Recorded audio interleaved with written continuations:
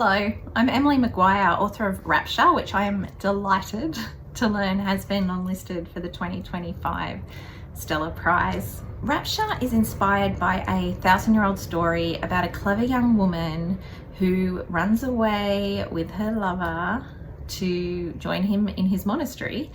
She's carefully disguised as a man. Once there, she becomes a really great scholar. She works her way up through the ranks of the church to become eventually, still carefully in disguise, the most powerful person in Rome.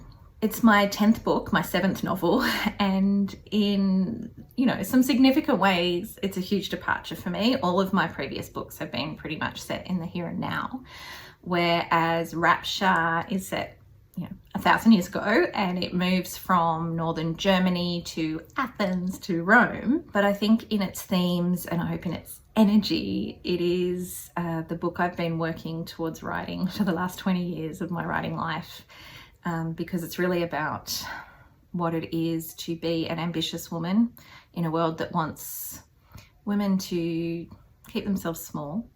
It's about a woman who refuses to accept the limited life that is being offered to her, a woman whose body is reviled, and yet for her it is a source of great joy, and a woman who, like so many oppressed people throughout history, finds a way to subvert and to resist and to be who she is and have the life she wants to have without permission and without apology.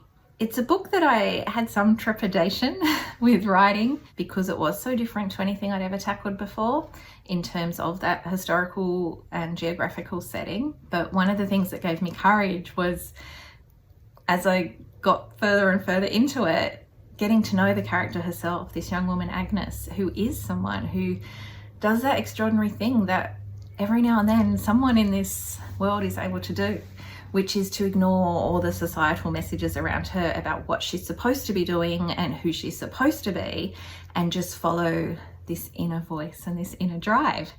And that really became something so important to me to keep as a touchstone while I was writing, that this was a story I was burning to tell.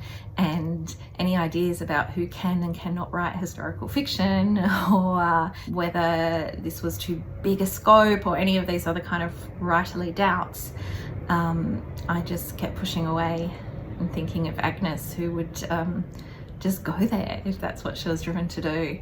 And I'm really, really happy, obviously, to discover that since the novel's been out there, readers have caught onto this as well and have embraced Agnes, have embraced this 1,000-year-old story, this 9th century world. Readers here in Australia have been able to connect with her and her story and this medieval setting in a way that has been really, really gratifying. And that's sort of all especially come to a head now with the Stella Prize long listing, which is just a dream.